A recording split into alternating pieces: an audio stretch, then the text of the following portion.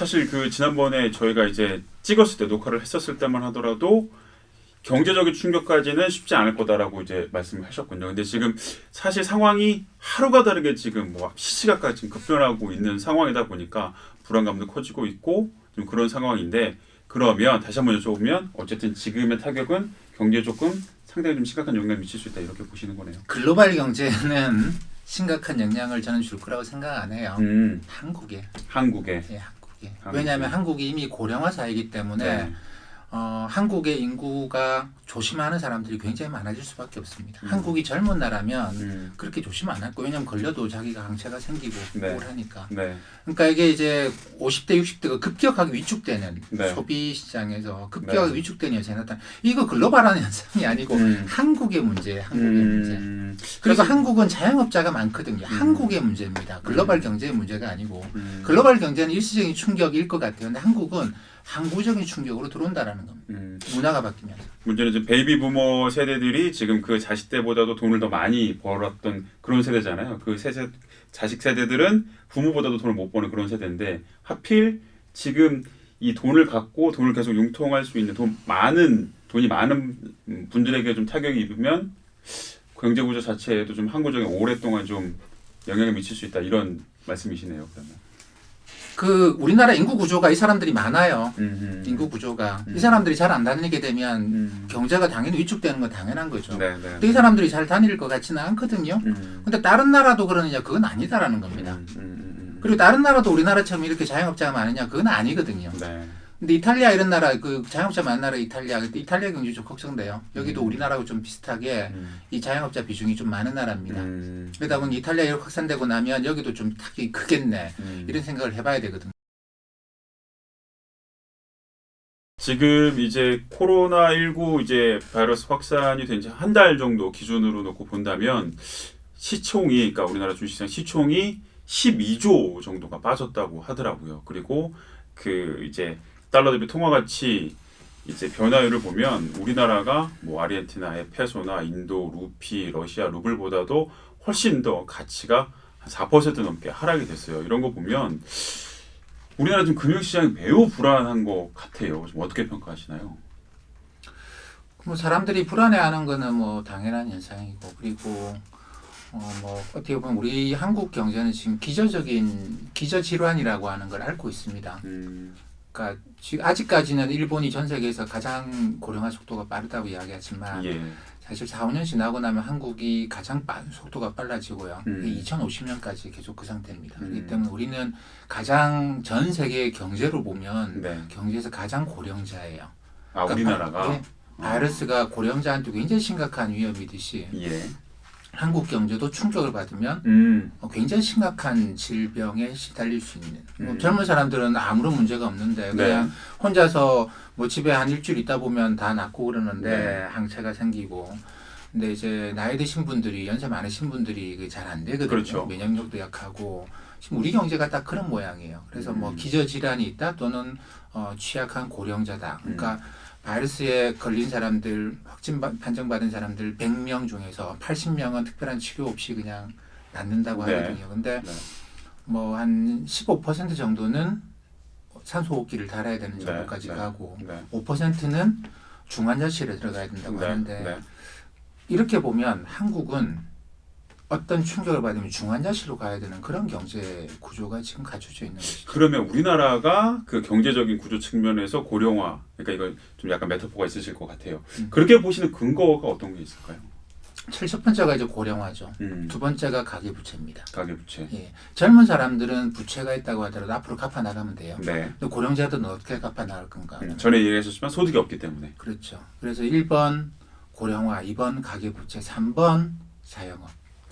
자영업 비중이 너무 많습니다. 근데 이 자영업이라고 하는 거는 이제 사람들의 옛날 행동 습관에 따라서 맞춰진 거. 네. 우리나라가 자영업자가 경제에서 비중이 높아진 게 개항 때부터예요. 그러니까 국내에서는 물건 만드는 게 없는데 외국에서 물건들이 들어오니까 네. 이 물건을 받아서 싼 가격에 사서 비싼 가격에 거리 곳곳에 소비자들한테 파는 네. 이런 유통업 자영업자들이 이제 옛날에 조선시대 개항 시기부터 이런 사람들이 막 커져간 것이죠. 그래서 조그마한 물건 조금씩 받아가지고 골목골목 다니면서 뭐 사세요 뭐 이런 문화 그런 문화가 한국에 이제 자리를 잡은 지 굉장히 오래됐습니다. 근데 이게 중국만 하더라도 쉽지 않아요. 왜냐하면 땅이 워낙 넓으니까 뭐 항구에서 들어온 물건을 갖고 저 내륙까지 어떻게 갑니까? 그렇죠. 자영업자가. 네. 그러니까 자영업자 이렇게 발달할 수 없어요. 네.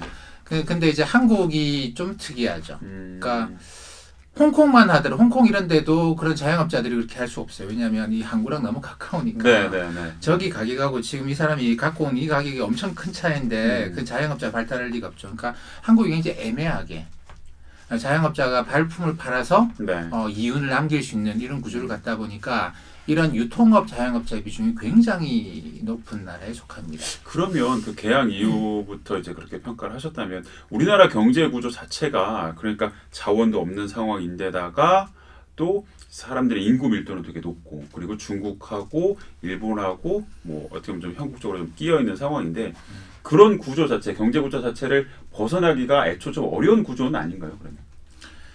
그러면? 이게 우리가 한 번도 경제 구조적인 관점에서 정책적으로 접근한 적이 없어요. 네. 우리를 근본적으로 바꿔보자라는 생각은 뭐 정치적으로는 여러 번 해봤습니다만 네. 경제적으로는 네. 사실 우리를 근본적으로 바꿔보자는 생각 안 하고 다 성장률만 올리면 된다라고 생각을 하는 일단은 거죠. 그랬죠. 예, 근데 사실 뭐 이 자영업자들도 유통업 자영업자들도 뭐 또 유통업이든 뭐 최근에는 이제 그 음식 쪽으로 음식 네. 서비스 쪽으로 많이 발달하고 커져가고 있는데 경제 성장률이 우리가 한 6%좀 나오면 예. 다 먹고 삽니다. 문제 없어요. 지금 그렇게 나올 수가 없잖아요. 중국이 그렇죠. 지금 딱 이제 그 정도 수준으로 나오고 있는데. 네, 그렇습니다. 그러니까 이게 성장률은 떨어지는데 그러다 보니까 이제 계속 악화가 되는 거죠. 네. 자영업 구조 때문에. 네. 그러니까 이걸 성장률을 올리면 될 거야라고만 지금 한 20년 동안 하고 있어요. 그러니까 성장률 안 올라가니까 마구 집값을 부양을 하면서 사람들이 집을 사도록 하고 건설 투자가 일어나게 하고 그러면 또 성장 올라가겠지 뭐 이러는데 20년 동안 20년 이러다 보니까 새로운 문제, 가계부채라는 문제가 또 발생을 했어요. 근데 저는 이건 이렇게 볼 수 있는 문제는 아니라고 생각해요. 근본적으로 생각을 바꿔야 되는데 20년 동안 못 하고 있는 일인데 뭐 지금 당장 누가 할 수 있는 건 아니겠죠. 외환위기를 기점으로 해서 지금 그 경제 구조에 대한 체질 자체가 계속 바뀌고 있는 건 아닌가요? 체질이 계속 바뀌고 있긴 하죠. 나이가 계속 들어가고 있습니다. 네. 나이가 계속 들어가고 있고 계속 외부 충격에 취약한 구조로 계속 바뀌어 나가고 있는 것이죠. 그래서 이번에 이 바이러스 문제도 다른 나라는 저는 사실 별로 걱정을 안 해요. 근데 한국이 가장 걱정스럽습니다. 그러면 이번 그 일을 계기로 뭐 우리나라 경제 구조 자체가 체질을 바뀔 수 있는 뭐 그런 신호탄이나 시발점이 될 수도 있지 않을까요? 근데 그게 상당히 좀 그렇게 하면 좋겠습니다만 이게 기본적으로 체질이 너무 약해져 있어요. 충격을 받으면 이걸 여기서 이 충격을 이겨내는데 이 충격을 예전 상태로 돌아가는 것도 굉장히 어려운 네. 그런 체질을 갖고 있고 이걸 뭐 전화위복을 계기로 해가지고 확 좋아진다 이거는 있을 수가 없는 구조를 갖고 있죠. 그러다 보니까 한국 경제에 대해서 뭐 걱정들을 다들 많이 하고 계십니다만 저는 사실 그런 생각을 합니다. 이거를 그러니까 이게 정책을 하시거나 뭐 나라 경제를 생각하고 하는 분들은 또 다른 생각을 하셔야 되겠지만 이 투자를 하시는 분들의 관점에서는 네.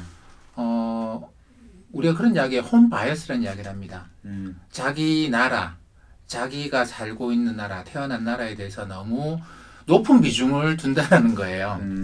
근데 사실 글로벌 주식시장에서 한국 비중은 2%밖에 안 되거든요.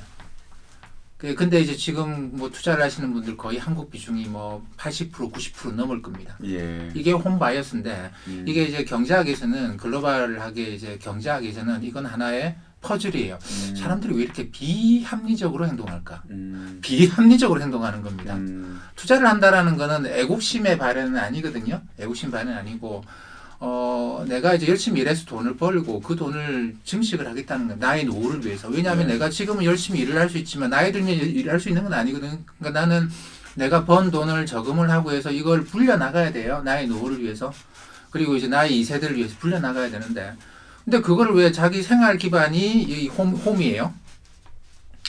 이홈이 젊으면 뭐 여기다가 집중하는 것도 이해를 해요. 네. 근데 그것도 아닌데 왜 자기의 일상생활과 투자까지도 집중을 하느냐. 그러니까 한국은 글로벌 시장에서 2%밖에 안 된다고 생각을 하면 뭐 나라 경제를 걱정하고 정책을 어떻게 짤 것인가 그리고 한국의 경제 구조를 어떻게 바꿀 것인가라고 하는 거는 또 해야 되는 사람이 있을 것이고요. 근데 이걸 전 국민이 나서서 할 수 있는 일은 아니에요. 그러니까 거의 대부분의 투자자들은 그거 생각보다는 내가 홈바이어스가 너무 심하구나. 굳이 내가 이렇게 투자에까지 한국만 생각할 필요는 없다. 한국은 글로벌 시장에서 2%밖에 안 된다. 그럼 나도 투자 비중을 한국의 비중을 10% 밑으로 낮춰야 되는 거 아닌가? 아 근데 그게 뭐 네. 정확한 그거는 모르겠습니다만 행동경제학 뭐 이렇게 보게 되면 네. 자기도 모르게 익숙한 곳으로 투자를 하게 되고 계속 네. 일단은 글로벌 시장에 대해서 자기가 모르니까 네. 내가 그냥 접할 수 있고 정보에 대해서 적어도 확인할 수 있는 곳은 우리나라 주식시장이다 보니까 거기서만 좀 투자가 좀 익숙해지는 거 아닌가. 그리고 근데 맞아요. 그 네. 말은 맞습니다. 그러니까 그렇게 행동하는 거는 당연히 우리가 관찰이 돼요. 네 다케시도 이걸 뭐라고 이야기하냐면 비합리적이다라는. 그렇죠. 그러니까 당신들이 돈을 벌지를 못하는 거다. 이렇게 이야기를 하는 게 행동 경제학이 하는 거거든요. 네. 그러니까 그거 잘하고 계세요가 아니고 그걸 깨부셔라. 깨부셔라라고는 이야기 안 합니다. 학교에서는. 근데 이거 사람들이 좀 합리적이지 못하다. 인간이 왜 이렇게 비합리적으로 행동할까? 원래 인간은 비합리적이고 이성적일 수가 없고 그렇게 생각하면 안 되죠. 경제학은 그런 건 다 무너집니다. 경제학은 하나도 살아남을 게 없어요. 경제학은 제일 처음 배우는 게 네. 인간의 합리성입니다. 배우는 게 아니죠. 그걸 전제를 해요. 사실 합리적인 인간이라는 걸 전제를 빼버리면 우리의 철학이나 우리의 법책이 다 무너져요. 저는 그거예요. 그게 법을 위반하는 것을 몰랐습니다. 아니 당신이 합리적으로 사고를 해보면 이거 법 위반이라는 거 너무나 분명하지 않습니까? 판사가 그렇게 이야기하죠. 저는 비합리적이거든요. 인간이 비합리적인데 그걸 어떻게 알겠습니까? 라고 이야기를 하면 어떻게 되겠습니까? 그러니까 우리는 다들 합리적인 인간에서 출발을 해요. 그래서 모든 사람들한테 자유를 주는 것이죠. 경제적 활동의 자유도 주고. 네. 근데 그거를 배제하고 보면은 이게 우리 체계가 무너집니다. 근데 사람들의 투자 활동을 보니까 너무 비합리적이더라고요. 한국이 가려볼까요? 한국이 코스피가 천을 돌파한 게 1989년인가 90년인 걸 씁니다. 지금 2000이잖아요. 못 넘고 있죠. 3000도 지금 계속 뭐 넘는다 만다 하지만 예. 계속 못 넘고 있었죠. 그 지난주 어제가 2000이 무너졌습니다. 네. 2000 잡고 네. 30년 동안 2배 올랐어요. 네. 근데 이제 이거는 복리로 계산을 해야 되기 때문에 7의 법칙이라고 해서 1년에 몇 %씩 버느냐 연수익률 곱하기 네. 몇 년 투자했느냐가 곱하기 2개를 곱해가 72가 나오면 이게 2배가 된다고 이야기하거든요. 네. 그럼 30년이에요. 곱하기 연수익률 3%면 72가 넘거든요. 네. 그러니까 이 말은 뭐냐면 복리로 생각해 보면 연 단위로 30년 동안 코스피가 2몇 %밖에 못 올랐다는 겁니다. 1년에. 그런데도 여전히 코스피 이야기를 해요. 이 뭔가 잘못된 거 아니냐라는 것이죠. 지금 이게 1, 2년 이러는 것도 아니고 이러는 건 뭔가 좀 크게 잘못했다고 봐야 되는 것이죠. 그래서 저는 사람들한테 그런 이야기하면 최소한 국민연금처럼 해라. 국민연금도 한국 비중을 주식은 많이 낮췄어요. 네. 채권은 이게 현금하고 비슷한 그런 컨셉. 국민연금은 채권 가지고 그렇게 막 돈을 벌고 하는 보험사하고는 좀 많이 다릅니다. 보험사는 앞으로 고객들이 이 보험사한테 돈을 받아가야 되는 게 뭐 20년, 30년 많아요. 그러다 보니까 이제 채권을 거기 맞춰주는데 국민연금 같은 경우는 그 정도는 아니거든요. 지금 우리나라 이미 연금을 받아야 되실 분들이 이제 5년, 10년 후에 쫙 분포가 되기 시작합니다. 네, 그렇기 네. 때문에 그렇게 긴 채권을 가져가려고 하는 건 아니고 그래서 채권은 좀 현금처럼 많이 투자를 해요. 그래서 네. 한국, 해외 이렇게 채권은 좀 한국 비중이 높은 걸로 제가 알고 있습니다. 근데 인터넷 찾아보시면 국민연금 작년에 국내 주식, 해외 주식, 해외 채권, 네. 국내 채권 네. 비중을 보시면 그것만 보더라도 지금 투자하고 있는 개인들이 홈바이어스가 너무 극심하다는 걸 아는 거예요. 근데 국민연금의 그런 의사결정은 사실 국민연금의 내부 직원들에 의해서만 이루어지는 게 아니고 사회 곳곳에서 오십니다. 위원들이 와요. 심지어는 노조 에서도 자기네들이 위원을 보내고 네. 소비자 단체에서도 보냅니다. 그래서 앉아서 모여 앉아가지고 기금운용위원회라는 걸 네, 이루죠. 네, 네. 기금운용위원회는 내부에 국민연금 내부에 운용위원장이 있는데 CIO라는 사람이 있죠. 네. 그 위원회 위원이 아닌 정도예요. 음. 그 정도로 이제 어떻게 보면 하이 레벨이라고 해야 되고 어떻게 보면 국가의 여론, 국민들의 네. 여론 이런 건데 그분들이 일반인들이거든요. 네. 그분들이 내린 의사결정이에요. 음. 전문가들의 조언을 받아서 그렇게 해서 해외 비중을 엄청나게 늘려놓고 국내 주식 비중은 이제 그만 늘리자. 물론 국민연금은 또 다른 고려 사항이 있긴 합니다. 우리가 국내 주식 지금 많이 샀다가 5년, 10년 후에 이거 팔아야 되는데 그때 어떻게 하려고? 그러니까 호수에 고래가 돼버리는 상황 때문에 국내 주식을 줄이려고 하는 그런 경향도 있긴 합니다만 그거를 빼고 보더라도 우리 사회에 지금 생각이 있는 사람들은 네. 이 해외 비중을 늘리지 국내 비중을 늘리지 않거든요. 언제까지 코스피 이야기할 거냐라는 겁니다.